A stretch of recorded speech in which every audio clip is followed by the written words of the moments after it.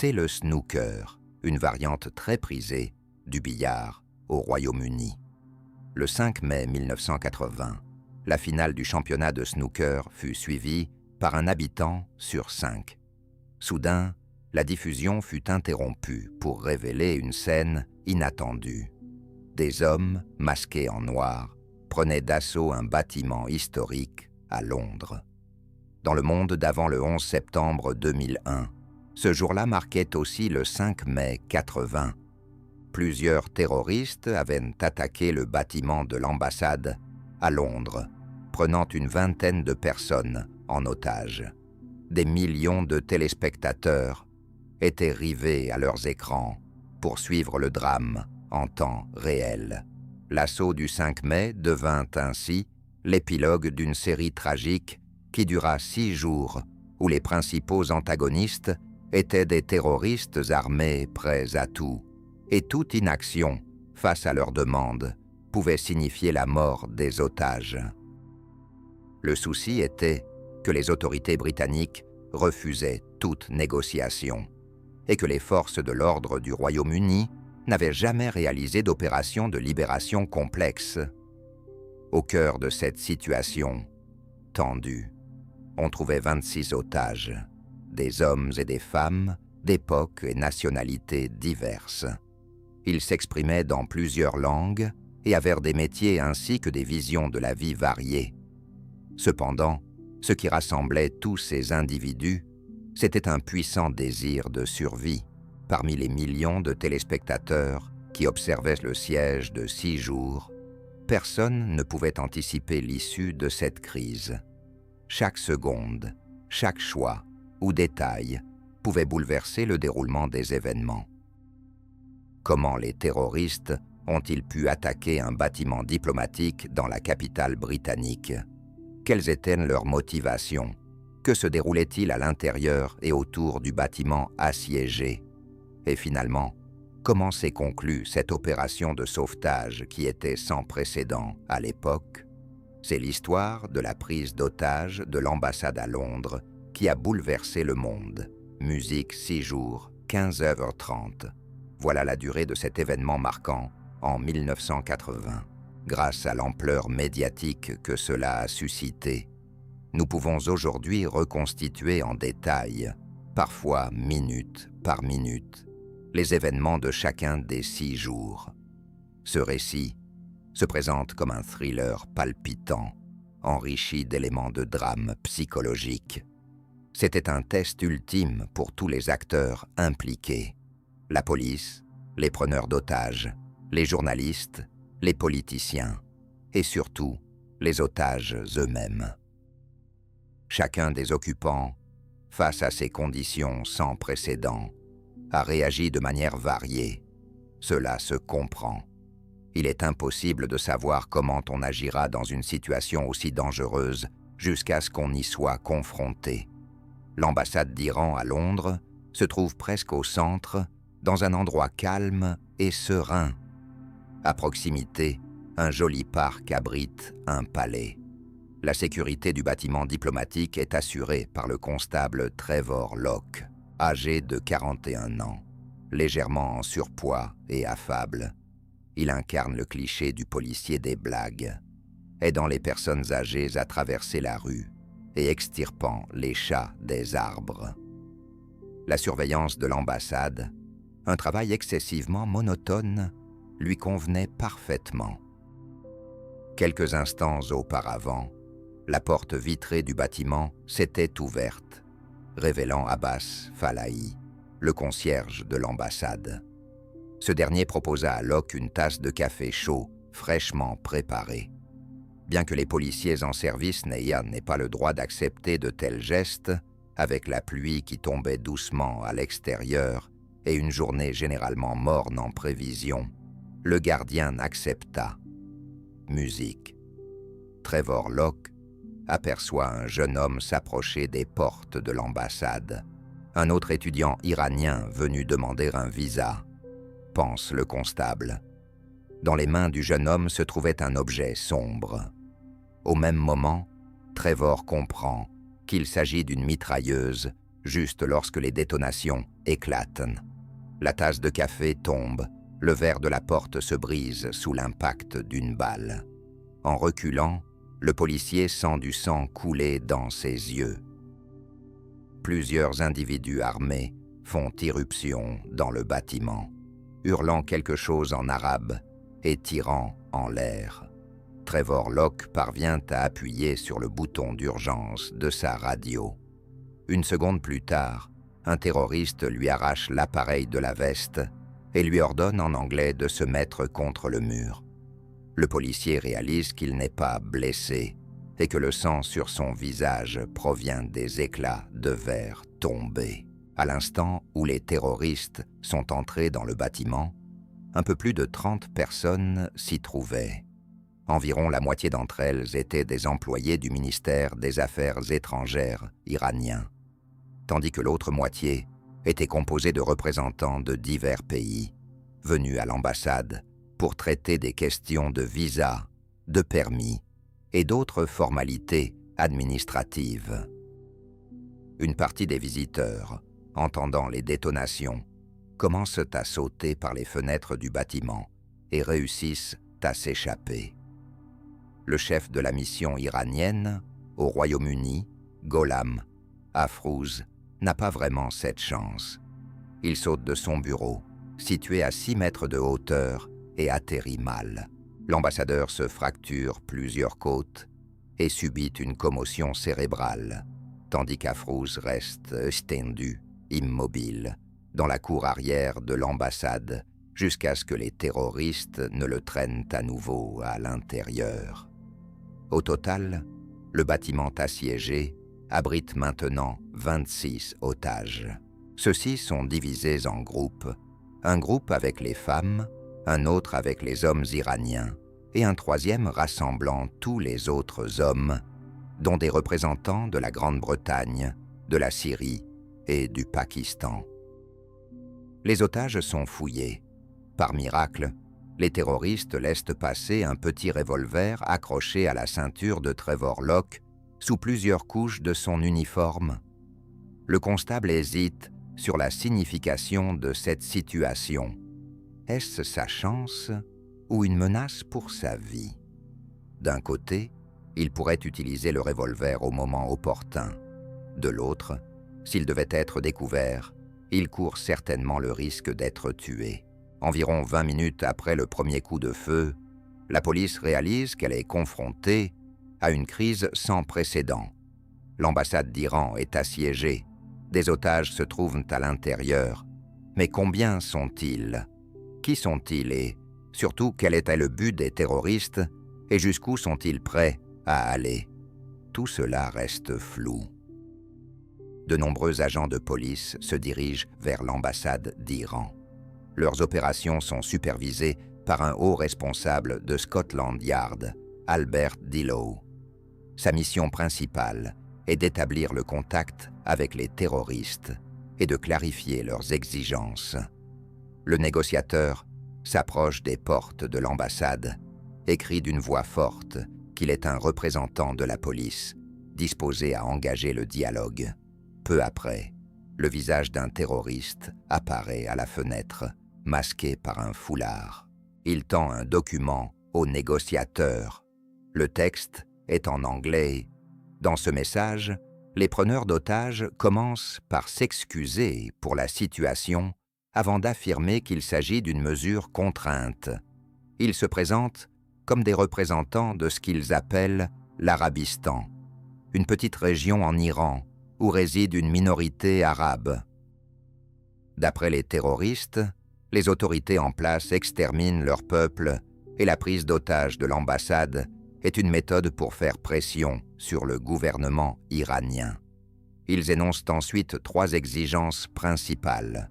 Libérer le 91e représentant de la minorité arabe, actuellement emprisonné en Iran. Obtenir la reconnaissance pleine des droits des Arabes par les autorités du pays. Et la Grande-Bretagne doit fournir un avion pour évacuer les terroristes et les otages hors du pays. Si ces exigences ne sont pas satisfaites, les terroristes menacent de tuer les otages et de faire exploser le bâtiment. Après avoir fouillé les otages, les terroristes retirent les foulards, permettant ainsi de découvrir leur visage. Ce sont 6 jeunes hommes arabes. À première vue, aucun d'eux n'a plus de 30 ans, ce qui paraît tout à fait juste. Le leader des terroristes se nomme Salim, un pseudonyme. Son vrai nom est Tafik Ibrahim Ali Rachidi, et sa biographie est pour le moins atypique pour un terroriste.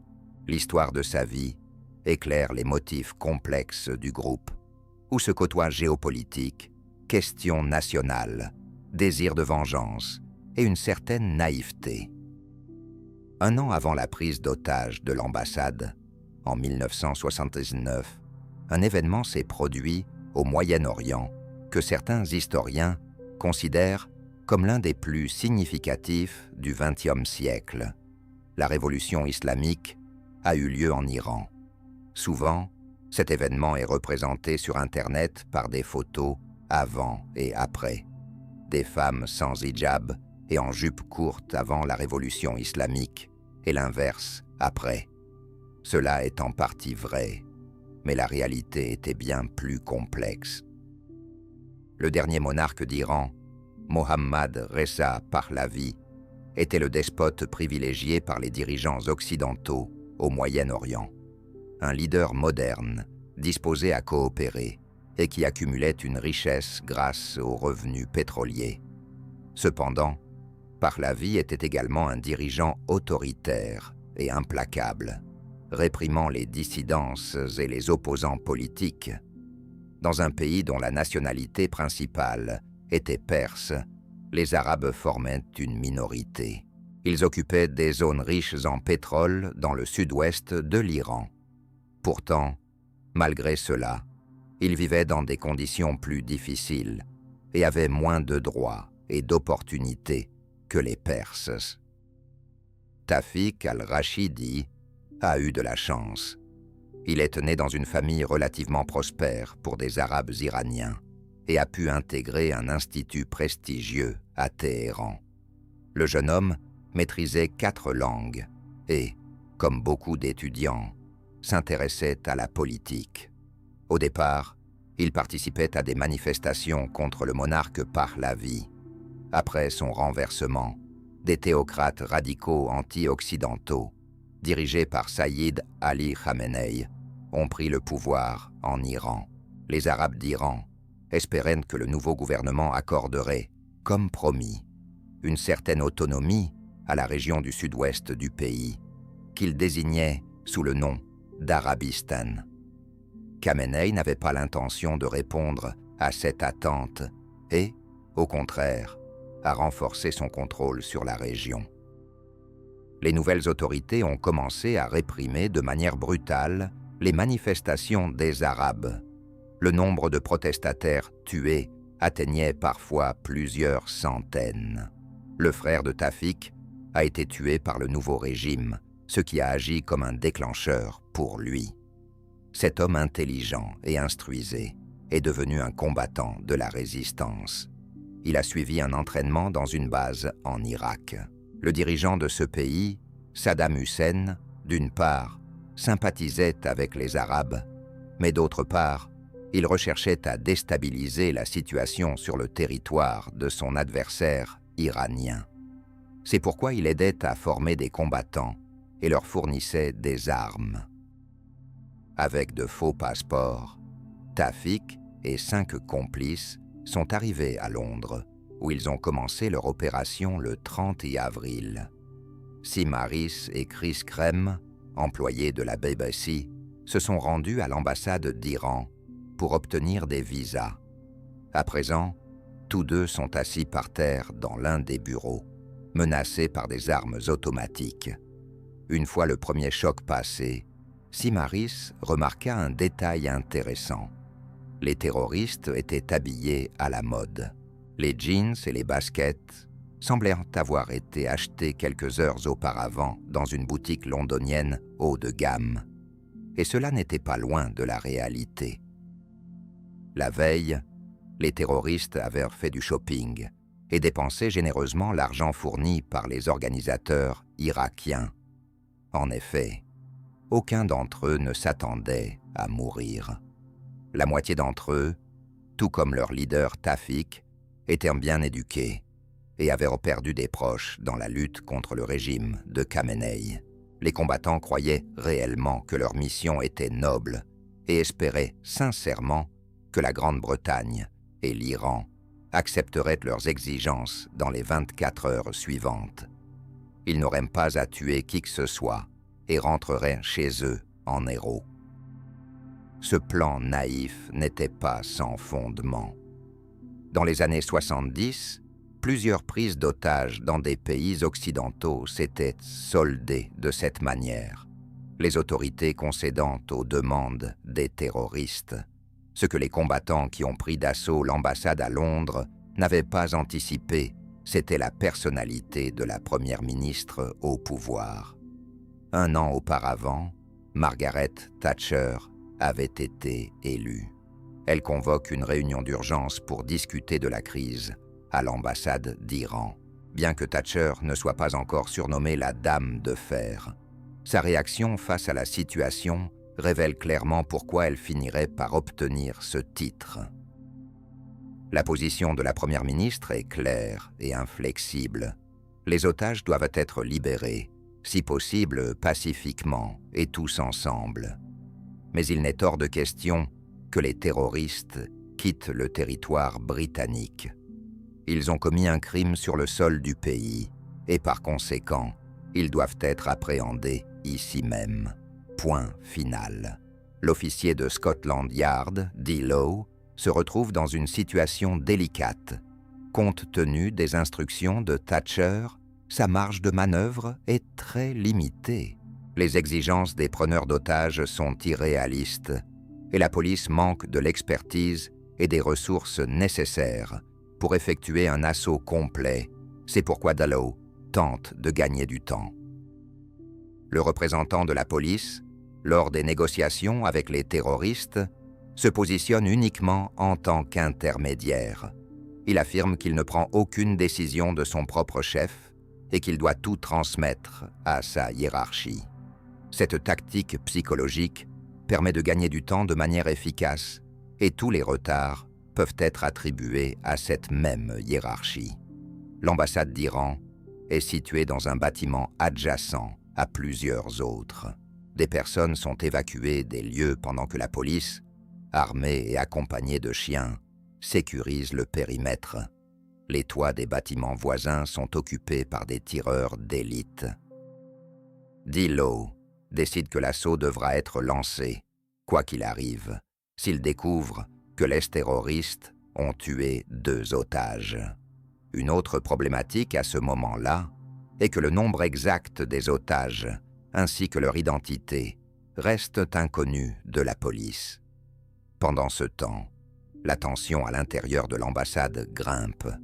Trevor Locke réalise qu'il doit aller aux toilettes. Cependant, les hommes otages y vont sous la surveillance des terroristes avec la porte ouverte. Le policier comprend qu'une fois son pantalon baissé, son pistolet risque bien de tomber.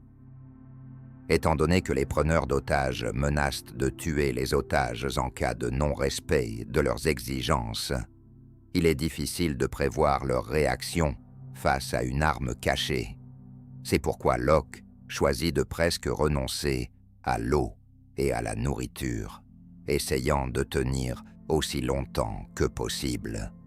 Le producteur de la BBC, Chris Krem, croit encore à ce moment-là que tout se terminera bientôt et que les otages seront libérés. Cependant, par précaution, il rédige tout de même une lettre d'adieu à ses parents et la glisse dans sa poche. L'ambassadeur d'Iran, Afrus, a survécu à un saut manqué par la fenêtre. Cependant, il ressent plusieurs côtes cassées et une légère commotion cérébrale. Il est assis par terre dans un état semi-inconscient. À ses côtés se trouve Sayad Lassani. Officiellement, il est l'assistant du porte-parole de l'ambassade d'Iran. En réalité, c'est un espion. Sa mission principale était de surveiller les dissidents. Ayant fui l'Iran, et de recueillir des informations sur les intentions des pays occidentaux envers l'Iran. Afrus, Lavasani et plusieurs autres otages ont récemment commencé à travailler à la mission diplomatique au Royaume-Uni, juste après la révolution islamique. Ils sont de fervents partisans du régime actuel, ainsi que de l'ayatollah Khamenei. Ce détail est crucial pour comprendre la dynamique des relations au sein de l'ambassade. Il y a environ une trentaine de personnes présentes, des visiteurs occasionnels, des employés techniques de l'ambassade qui y travaillent depuis longtemps, bien avant la révolution islamique et avec diverses opinions à ce sujet.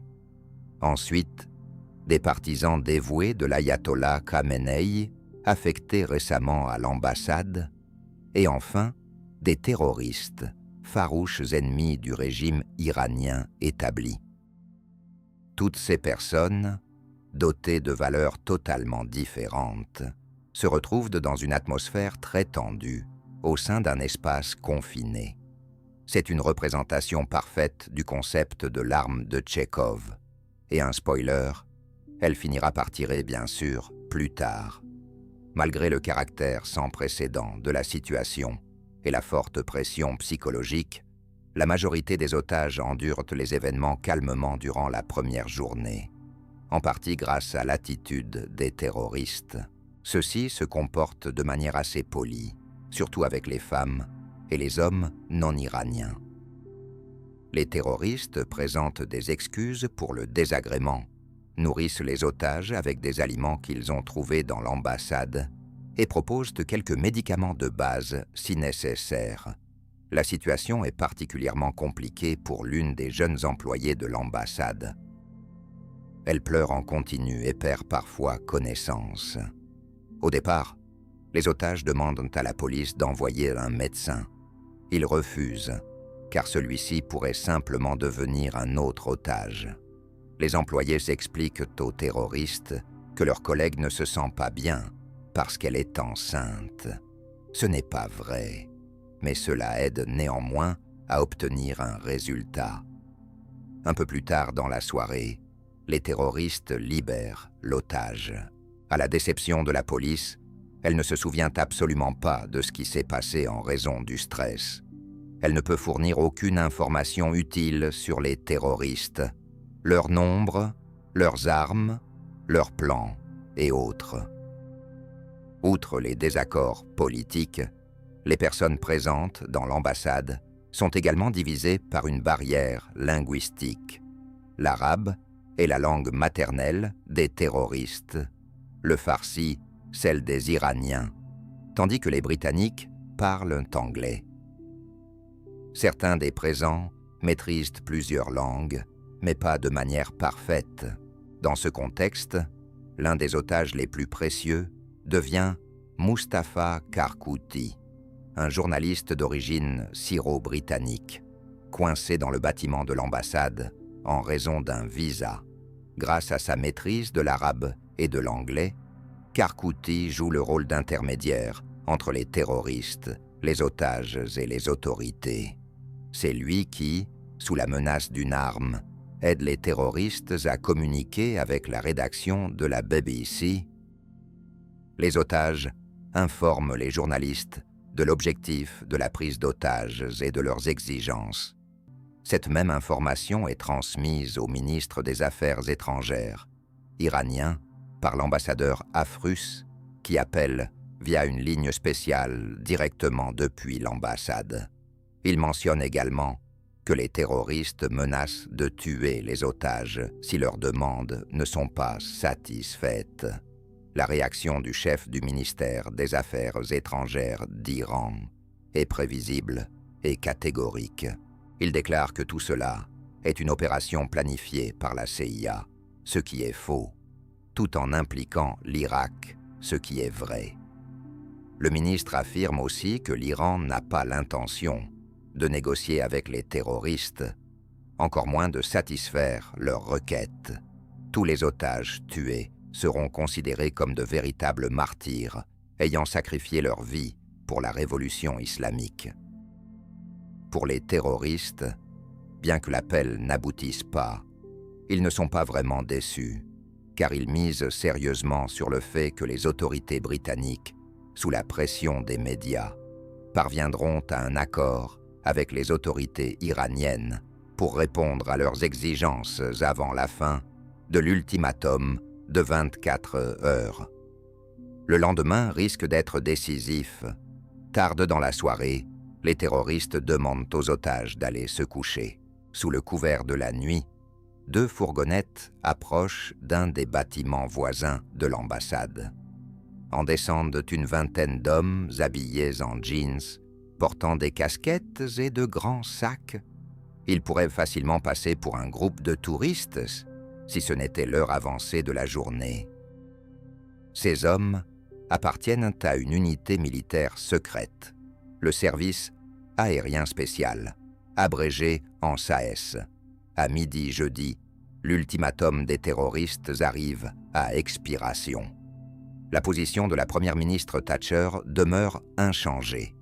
Il est hors de question de permettre aux terroristes de quitter le pays, même s'ils libèrent les otages. De leur côté, ils n'ont pas du tout l'intention de relâcher qui que ce soit. Au contraire, ils menacent de tuer les otages si leurs exigences ne sont pas remplies. Les terroristes réitèrent cette menace au cours d'une interview avec des journalistes de la BBC, avec qui ils entrent en contact jeudi matin.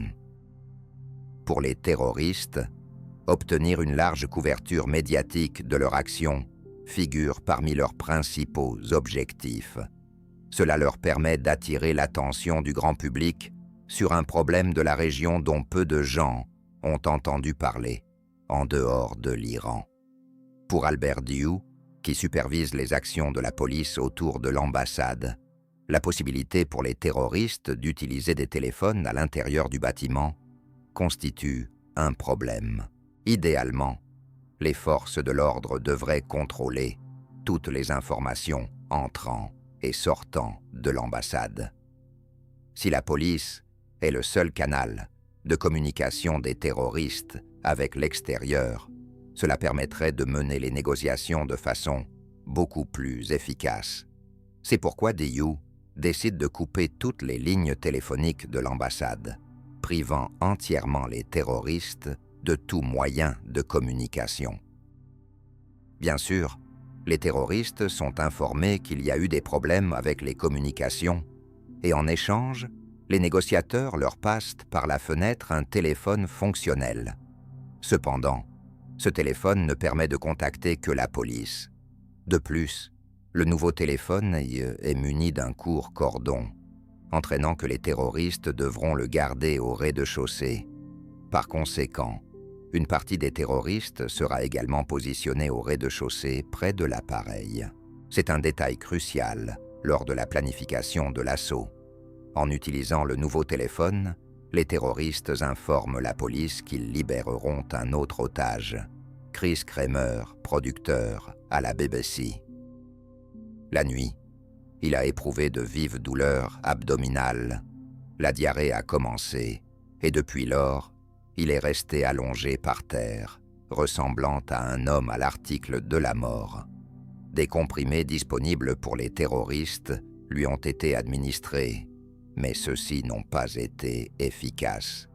Finalement, 2 otages transportent le corps à moitié vivant de Kramer hors du bâtiment et le laissent sur le trottoir, d'où il est récupéré par la police.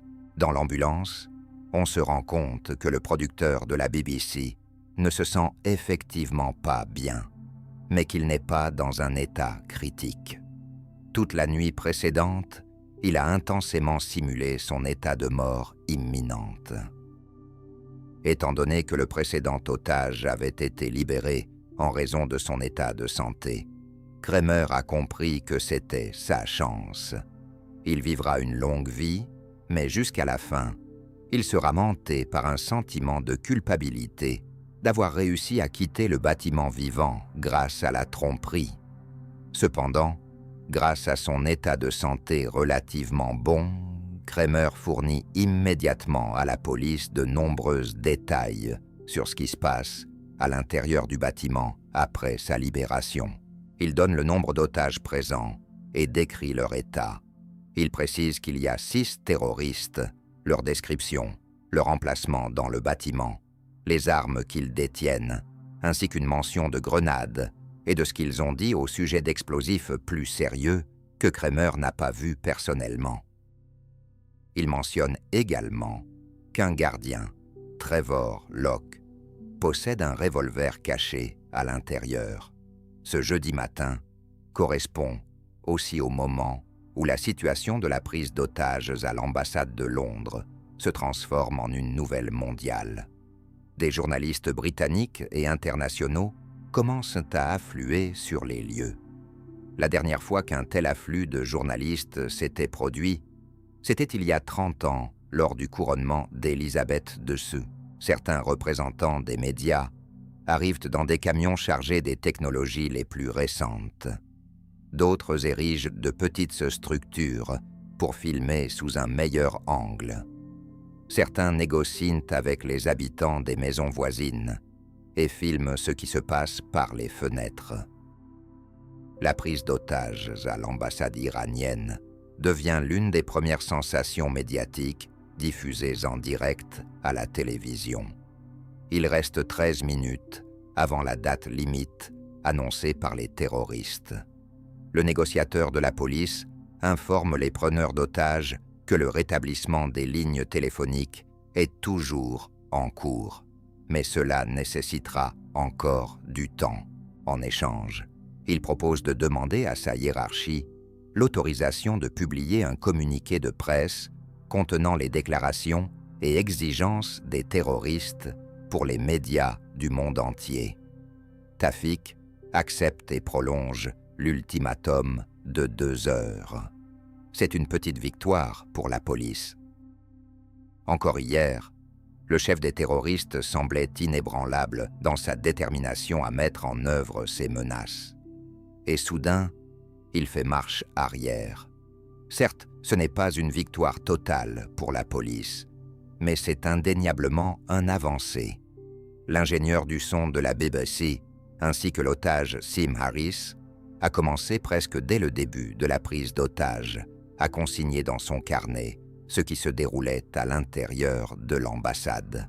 Son journal sera préservé en dépit de la forte dégradation du bâtiment et apportera de nombreuses informations cruciales sur le développement de la prise d'otages à travers les yeux des otages. Ainsi, à 12h30, Harris note l'un des premiers incidents entre les terroristes et les partisans irakiens de l'ayatollah Khomeini.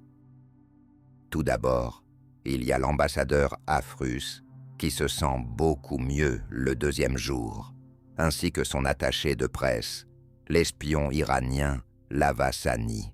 Le leader des terroristes, Tawfik, clame que Khomeini a simplement trompé les Arabes d'Iran en ne leur accordant ni autonomie ni les droits promis. Ces paroles suscitent naturellement une vive réaction de colère de la part des partisans du gouvernement iranien en place. « L'imam ne ment pas », rétorque Lavasani. En réponse, Tawfik et un autre terroriste nommé Yessim déclarent qu'ils sont prêts à mourir pour la liberté de l'Arabistan. Ces mots ne semblent clairement pas réjouir la majorité des otages, parmi lesquels se trouvent des employés techniques de l'ambassade et des visiteurs présents par hasard.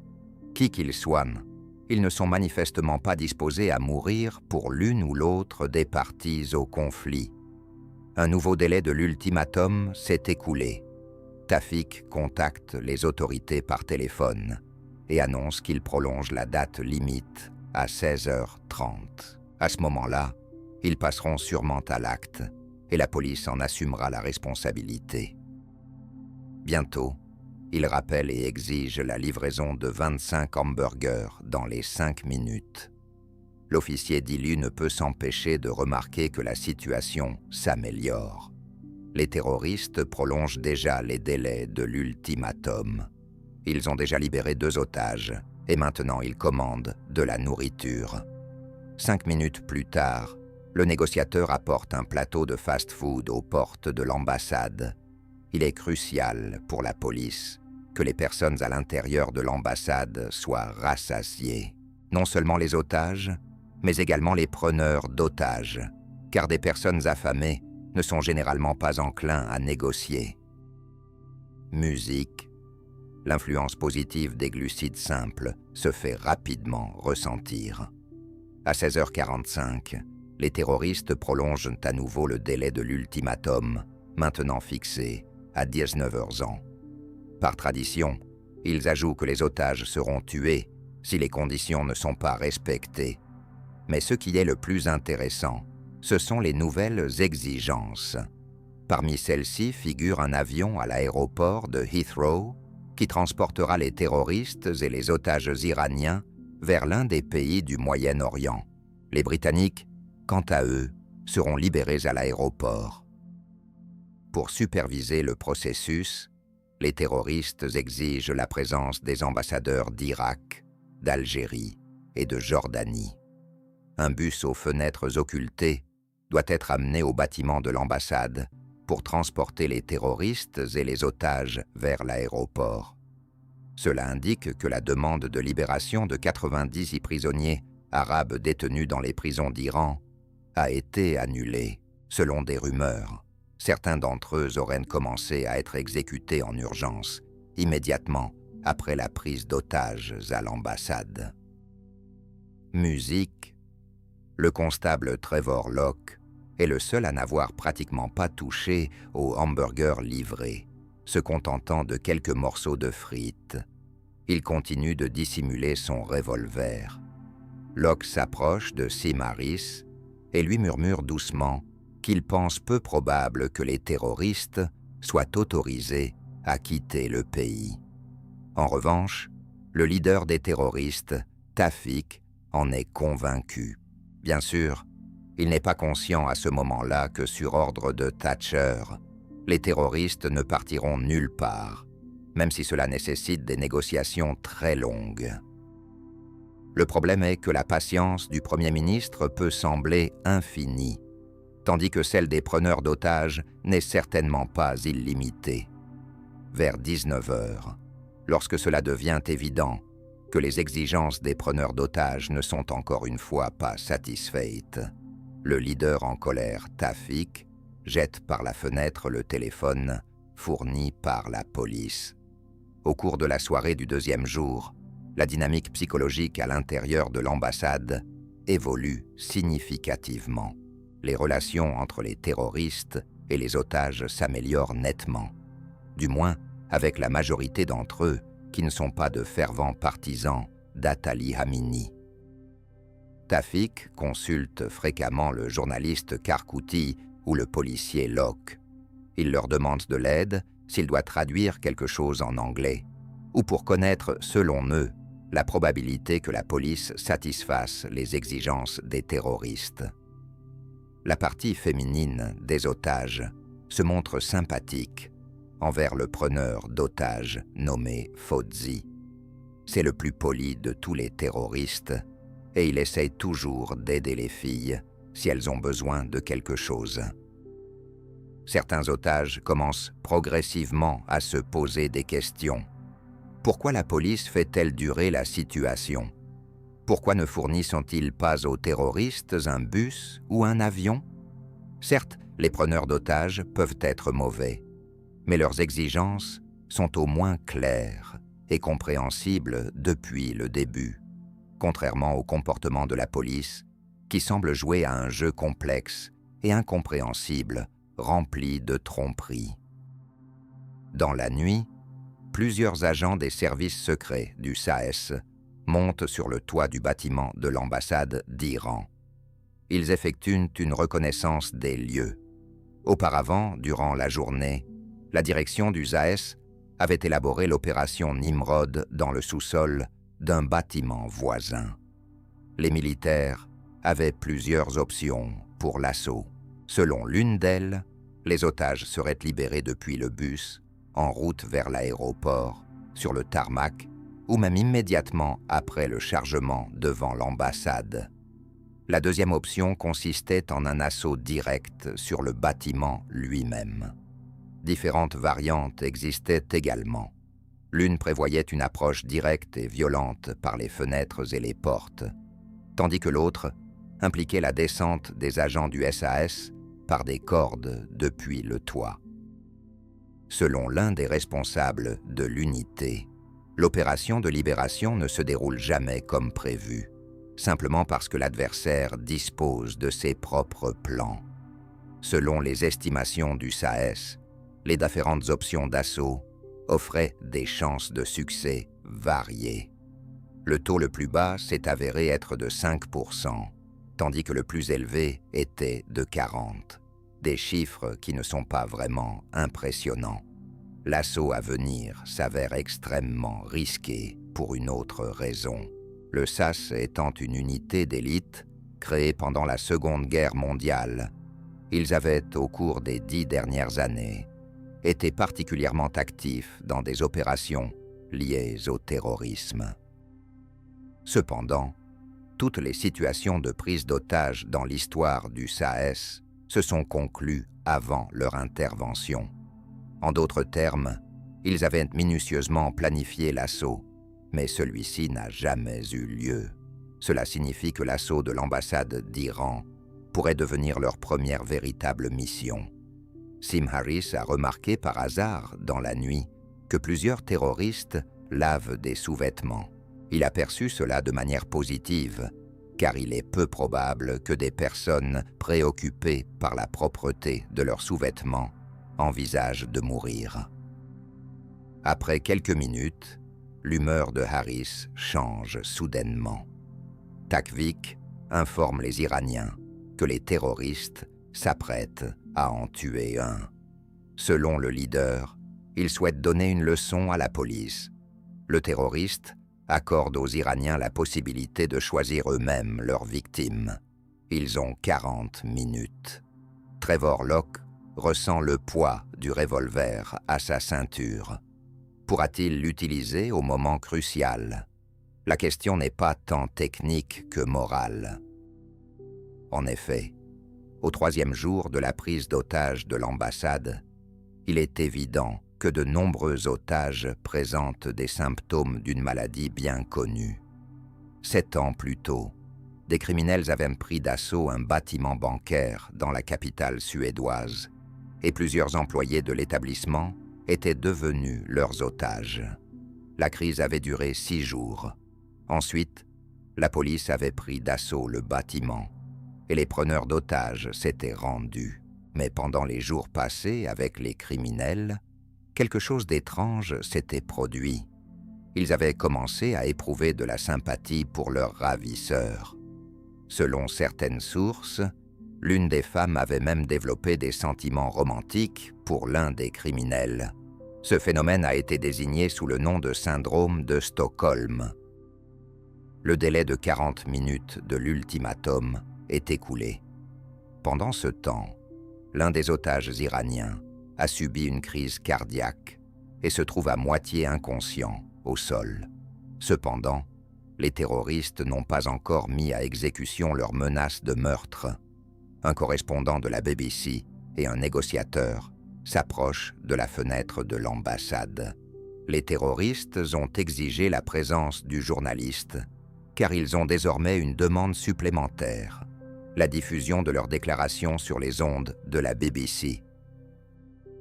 Ces négociations deviennent un moment décisif.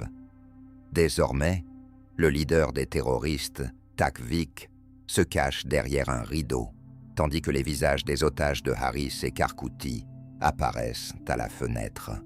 De plus, les victimes ne se contentent pas de relayer les déclarations et les exigences des terroristes, elles insistent elles-mêmes sur leur exécution. Les otages ne comprennent sincèrement pas pourquoi les autorités tardent à agir. Les chercheurs sur le syndrome de Stockholm expliquent qu'à un certain moment, la psychologie des otages se restructure. Ils commencent à éprouver de la solidarité avec leurs ravisseurs, car la police à l'extérieur semble agir contre eux. Les agents gagnent du temps, ne répondent pas aux exigences et fournissent des réponses évasives.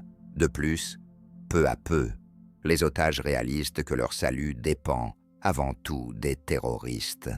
Ainsi, ils commencent à les percevoir comme des protecteurs. Simultanément, les terroristes vivent une situation opposée au syndrome de Stockholm. Ils développent une certaine attache envers leurs otages. Un peu plus tard, ce phénomène sera désigné sous le nom de syndrome de Lima, en raison de la prise d'otages survenue dans la capitale du Pérou. Cela peut en partie expliquer pourquoi les terroristes ne passent pas à l'acte en menaçant de tuer les otages, du moins pour l'instant.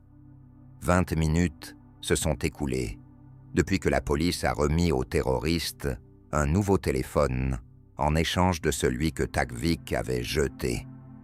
Cet appareil ne permettait de communiquer qu'avec la police. De plus, il était équipé d'un micro-espion, permettant aux forces de l'ordre d'écouter les conversations dans un rayon de plusieurs mètres alentour. Le leader des terroristes appelle Trevor Locke et Sim Harris. Dans l'un des bureaux de l'ambassade, Tagvik se tient près du mur et écoute attentivement. De l'intérieur, un bruit de grincement se fait entendre. Le terroriste indique que, selon lui, la police se prépare à une attaque. Trevor Locke frappe plusieurs fois le mur et le bruit s'interrompt. Le bâtiment est très vieux, peut-être des souris, dit-il. Cependant, Ion et Sim Harris savent pertinemment que ce n'est pas un mensonge très subtil. La source du bruit était presque certainement une perceuse. Tagvik envoie Locke pour demander au négociateur si la police se prépare vraiment à une attaque. Le représentant des autorités répond par la négative, affirmant que c'est une vérité absolue. Les négociateurs ne savaient même pas que la police et le service secret MI5 avaient percé des trous dans les murs pour y installer des dispositifs d'écoute et même des mini-caméras. Malheureusement, ces efforts n'avaient jusqu'à présent pas donné de résultats, car la qualité des images et celle de l'audio étaient extrêmement médiocres, tout comme celle du micro-espion sur le téléphone. Les négociateurs ne savaient pas non plus que le SAS avait engagé un architecte qui avait réalisé des maquettes de chaque étage du bâtiment, afin que les militaires connaissent exactement l'emplacement de l'opération à venir. De plus, une réplique fidèle du bâtiment, aux 2/3 de sa taille réelle, avait même été construite sur la base du SAS, permettant au personnel de s'entraîner à l'assaut dans des conditions aussi proches que possible de la réalité. En d'autres termes, les négociateurs n'avaient pas été informés de la plupart des plans de la police, et pour une bonne raison. Moins ils en savaient, moins il y avait de risques qu'ils révèlent accidentellement des informations précieuses lors de leurs échanges avec les terroristes. Les otages, Harris, Locke et Karkouti, réalisent que la patience de Tagvik pourrait s'épuiser, ce qui risquerait de mener à un bain de sang. Ils décident de discuter avec le leader des terroristes. Tout d'abord, ils convainquent leurs ravisseurs que la diplomatie en Grande-Bretagne est toujours un processus lent et qu'il est crucial de ne pas prendre de décisions hâtives pouvant avoir des conséquences irréparables. Ensuite, les otages insinuent subtilement aux terroristes qu'une possibilité de se rendre pourrait exister. Apparemment, les autorités pourraient rapidement procéder à un échange ou une libération. Pour appuyer leur argument, ils mentionnent la tentative d'attaque ratée d'un avion par des terroristes palestiniens en 1970. À cette époque, la terroriste avait été échangée 1 mois après les événements. Le leader des terroristes déclare que l'option de se rendre n'est pas à l'ordre du jour, car cela équivaudrait à une capitulation. Après le coucher du soleil, les personnes à l'intérieur de l'ambassade d'Iran entendent des bruits forts venant de la rue. À travers la fenêtre, elles aperçoivent des employés d'une société de gaz en train de percer le revêtement de la route. Évidemment, aucune opération planifiée dans ce quartier de Londres n'était prévue. Face au bruit des ouvriers, l'officier de Scotland Yard, Dilou, choisit de détourner l'attention des occupants de l'ambassade des tentatives de la police d'installer des dispositifs d'écoute dans les murs du bâtiment. Ce soir-là, Takvik et le journaliste Karkouti, que le leader des terroristes considère comme un interlocuteur intéressant, engagent une longue discussion sur l'histoire et la politique du Moyen-Orient. Au cours de cette conversation, le terroriste révèle à l'otage le nom du véritable organisateur de l'attaque contre l'ambassade d'Iran. Il s'agit d'un homme nommé Abu Nidal. Il vivait en Irak, sous la protection de Saddam Hussein, et menait des opérations de terrorisme freelance à travers le monde. Le ministère de la Défense des États-Unis considérait le groupe de Nidal comme l'organisation terroriste la plus redoutable présente sur la scène internationale. Trevor Locke, comme de nombreux autres otages, se réveille à cause d'un fort ronflement.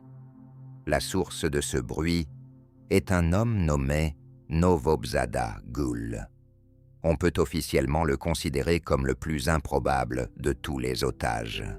Gulrist s'est retrouvé dans le bâtiment simplement parce qu'il avait besoin de s'asseoir quelque part et de passer le temps.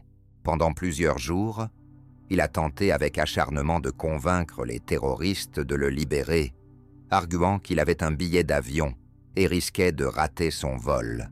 Cet argument ne semblait guère impressionner les terroristes, si bien que Gul continuait chaque nuit à troubler tout le monde avec ses ronflements assourdissants. Ce n'est qu'au 4e jour de la prise d'otage que la police parvient à obtenir des photos des terroristes.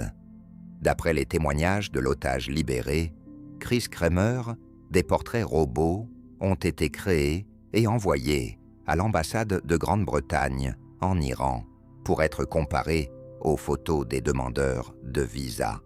Bien sûr, les noms fournis par les terroristes lors de la demande se sont révélés être faux, mais désormais la police possède au moins de véritables photographies pour l'assaut à venir. Cela constitue un aspect très crucial.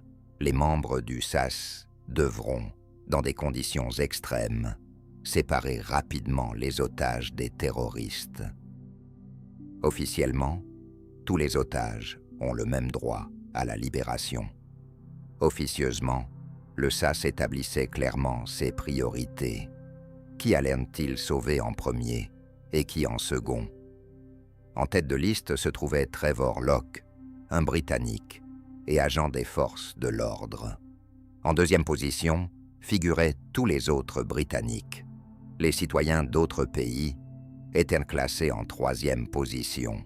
Enfin, si un des terroristes survit, il sera appréhendé. Un correspondant de la BBC s'approche à nouveau de l'ambassade après avoir été amené à la demande des terroristes. Leur question principale est « Pourquoi leurs déclarations n'ont-elles pas encore été diffusées à l'antenne ?»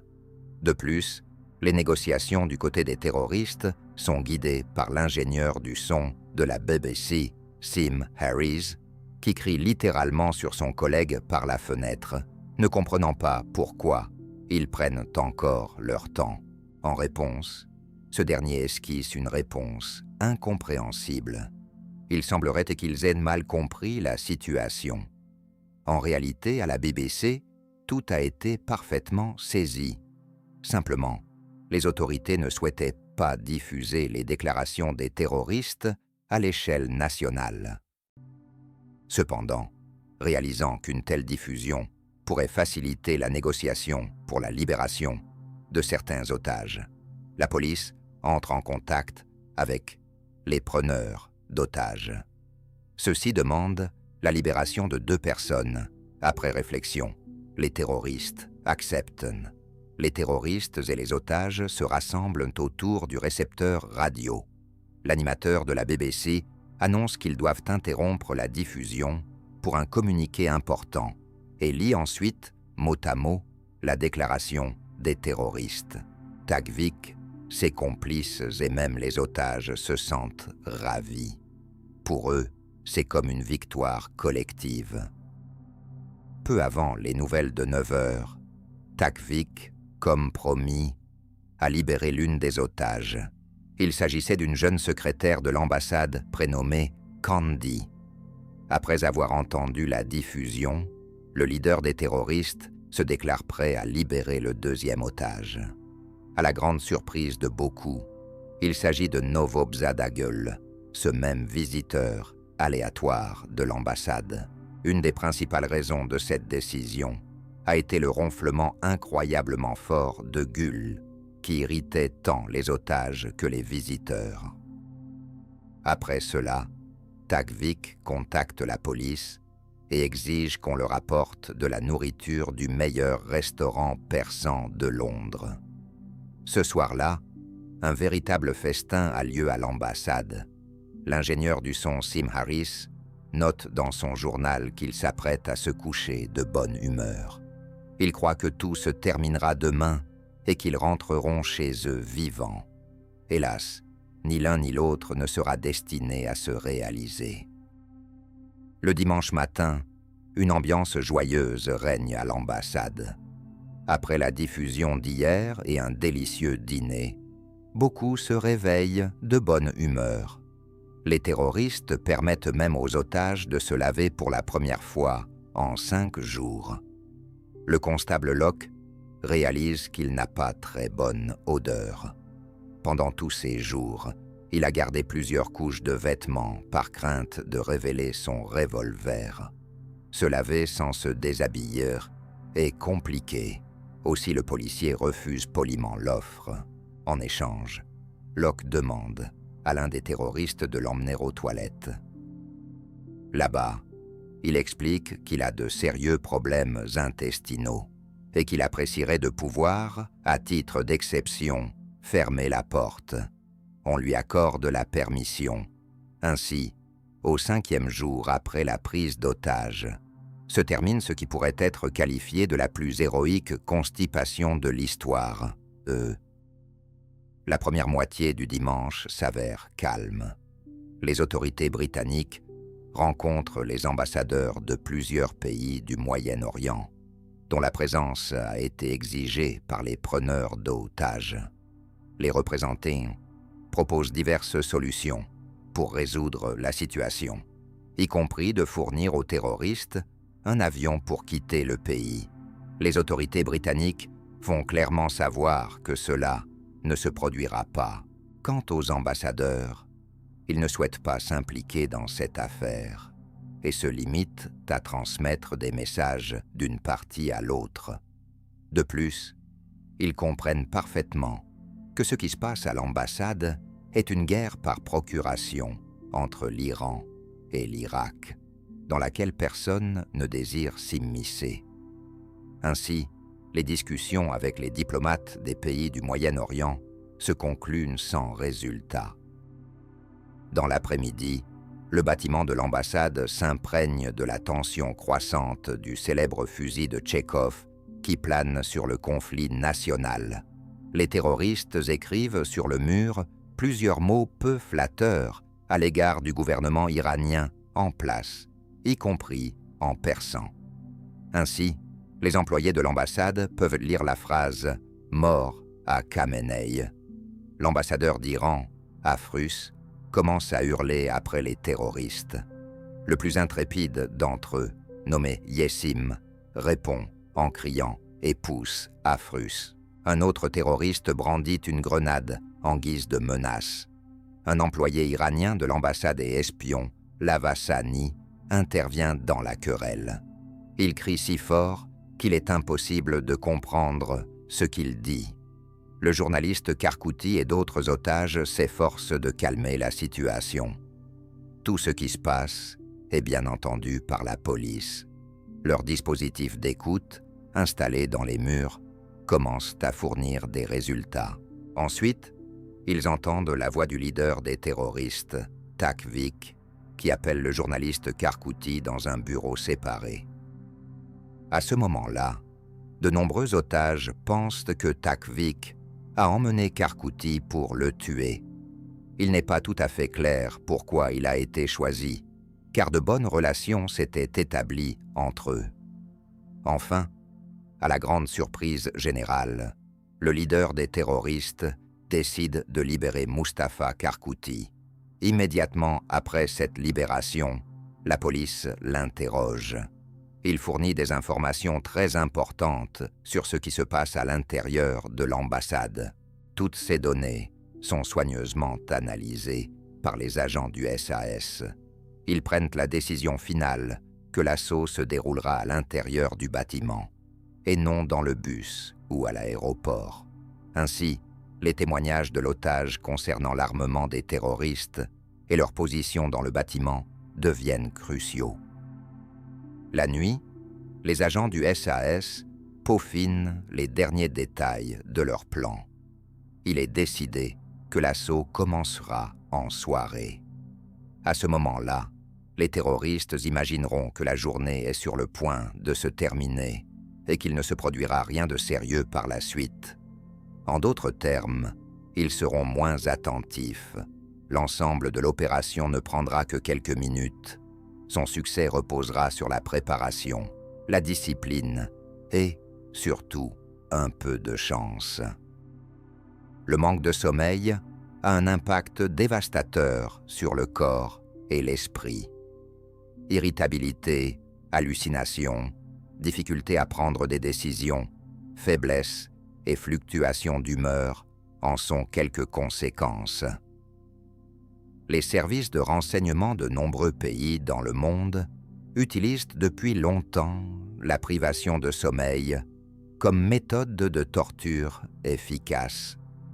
Depuis le début de la prise d'otages, le leader des terroristes, Takvik, n'a dormi que 5 heures au total, tout cela dans des conditions de tension extrême. D'ici lundi, la privation de sommeil atteindra un tel niveau qu'il aura du mal à formuler des pensées simples. Le leader des terroristes appelle Trevor Locke et Sim Harris à s'approcher du mur sur lequel ils ont inscrit une insulte. Depuis cet incident, il est devenu clair que le mur présente l'une saillie vers l'intérieur. En effet, à cet endroit, l'ambassade était adjacente au bâtiment voisin. Takvik est convaincu que la police se prépare activement à l'assaut, y compris en envisageant de détruire le mur. Dans l'ensemble, il a raison. Le SAS avait effectivement presque démoli le mur du côté du bâtiment voisin, pensant que cela serait l'une des directions de l'assaut. Plus tard, cette idée a été abandonnée. À ce moment-là, le plan final de l'opération Nimrod est déjà validé et les agents du SAS prennent les dernières dispositions pour l'assaut. L'opération impliquera une trentaine de personnes. Nimrod débutera par une explosion. Des charges sont placées sur le toit et sur le balcon du 2e étage. La puissance doit être suffisante pour désorienter complètement ceux qui se trouvent à l'intérieur, sans toutefois détruire totalement le bâtiment. Par la suite, les soldats lancent des grenades lacrymogènes et la trentaine de participants, subdivisés en plusieurs groupes, assaillent le bâtiment depuis différentes directions. Un groupe pénètre par la cour intérieure, un autre par le balcon du 2e étage, au-dessus de l'entrée principale.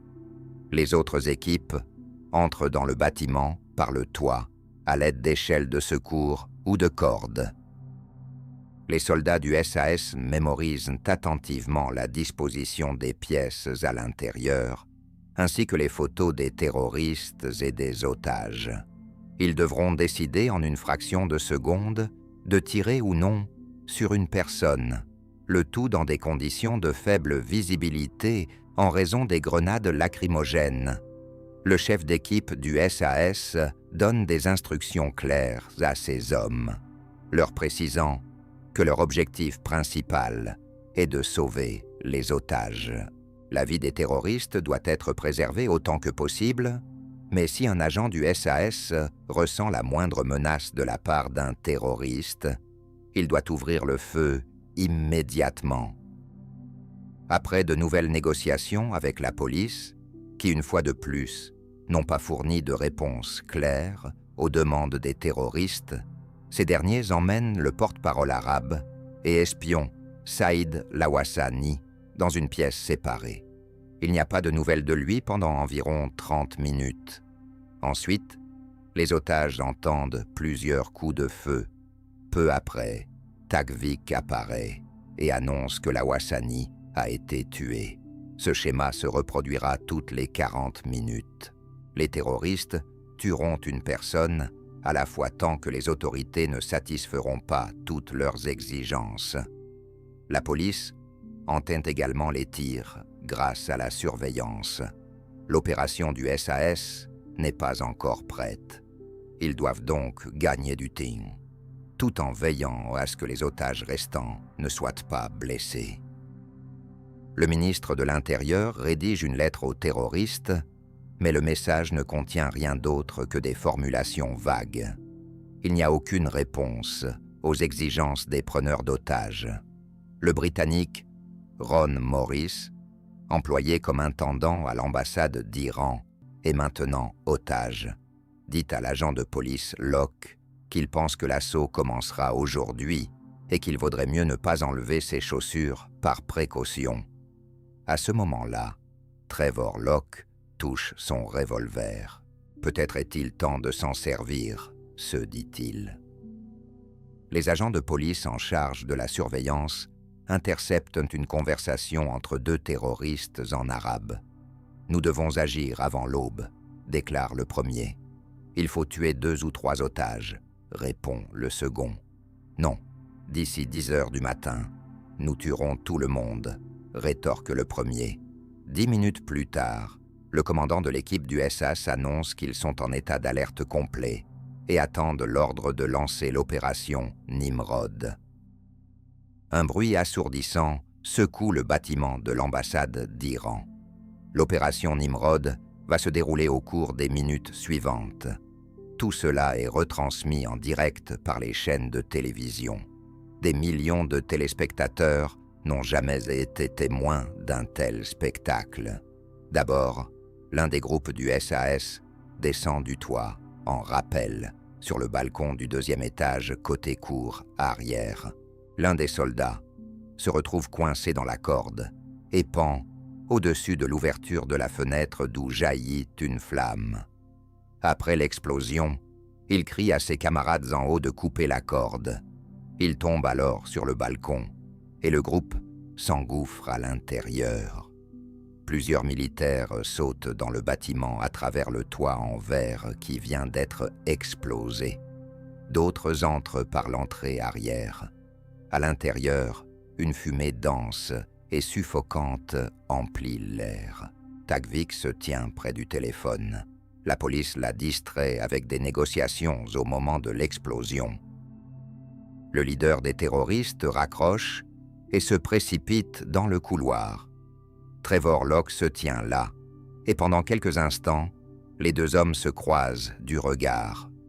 Ce bref échange suffit pour faire disparaître les symptômes du syndrome de Stockholm chez l'otage. Locke pousse violemment Tagvik dans l'embrasure de la porte. Celui-ci tombe au sol, perdant son pistolet, et Locke, avec ses 100 kilos, l'immobilise au sol, l'empêchant de bouger. Le policier sent son revolver à sa ceinture. Pendant une semaine, l'homme au sol a menacé les otages de mort. Utiliser enfin son revolver serait parfaitement compréhensible. Pourtant, Trevor Locke décide de ne pas agir ainsi et maintient Tagvik au sol. Des coups de feu et des cris résonnent à travers tout le bâtiment. De nombreux otages tentent de se cacher sous des tables, des chaises ou simplement de se blottir dans un coin. Simaris saute sur le balcon depuis la pièce en flammes. Les caméras des chaînes de télévision ne peuvent pas capturer ce qui se déroule à l'intérieur. Cependant, quelques minutes plus tard, les téléspectateurs voient des otages évacués du bâtiment, beaucoup d'entre eux se couchant au sol. De là, ils sont transférés vers des ambulances. 10 minutes plus tard, l'opération Nimrod est officiellement terminée. Les membres du SAS ont réussi à sauver tous les otages, sauf un, le médecin de l'ambassade d'Iran, qui a été tué par un terroriste pendant l'assaut. Plusieurs otages et un membre du SAS ont subi des blessures mineures. Le seul terroriste survivant est Fauzi Nejat. Après l'entrée des membres du SAS dans la pièce où Trevor Locke retenait le leader des terroristes, ce dernier a relâché son emprise et a quitté le bâtiment avec les autres otages. À ce moment-là, Tagvik a tenté de saisir le pistolet et a été abattu par un membre du SAS. Les autres terroristes ont également été éliminés car ils ont fait preuve d'une résistance active, comme l'admettra plus tard l'un des soldats ayant participé à l'opération Nimrod. Une telle issue est une immense chance. Le moindre détail, comme commencer l'opération 5 secondes plus tôt ou plus tard, aurait pu totalement changer l'issue en mal. Oui, nous avons eu de la chance, affirmera l'officier. Cependant, la chance doit être méritée. Le seul terroriste survivant, Fauzi Nejat, a été condamné à la réclusion à perpétuité. Après 27 ans, il a été libéré sous condition et a choisi de vivre en Grande-Bretagne. Le policier Trevor Locke a été récompensé pour son courage. Il a presque cessé de donner des interviews et, après l'incident, a été transféré à la police routière en dehors de la ville, où il a surveillé les voitures jusqu'à sa retraite. Pendant son temps libre, Locke élevait des pigeons. De nombreux otages sont encore en vie aujourd'hui ou sont décédés récemment. Chaque année, ils se retrouvaient ensemble pour commémorer l'anniversaire de la prise d'otages de l'ambassade. Cet événement, aujourd'hui en grande partie oublié, a pourtant eu un impact considérable non seulement sur la vie des personnes concernées, mais aussi sur le monde entier. L'année 1980 a marqué le début de la guerre Iran-Irak, et la prise d'otages à Londres peut être vue en quelque sorte comme un prologue à ce conflit. Les échos de cette prise d'otages se retrouvent dans de nombreux conflits au Moyen-Orient, qui continuent encore aujourd'hui. Pour Margaret Thatcher, cet événement a été une des premières occasions où le caractère de la future dame de fer s'est révélé. Il est difficile d'imaginer quelle aurait été sa réaction lors de la célèbre guerre des Malouines, ou dans d'autres contextes, sans l'opération de libération des otages, qui était considérée comme un immense succès, y compris par Thatcher elle-même. En 1980, la prise d'otages à Londres a bouleversé le monde. Pour la plupart des Britanniques, c'était un moment clé, suscitant la question « Où étais-tu quand cela a eu lieu ?» Aujourd'hui, même en Grande-Bretagne, tout le monde ne se souvient pas de ce qui s'est passé le 5 mai 1980. Que dire alors du reste du monde? Pourquoi tant de gens ont-ils oublié cet événement? Il existe probablement plusieurs réponses à cette question. Mais la principale, hélas, est qu'au cours des 40 dernières années, l'humanité a été témoin de choses bien plus effrayantes.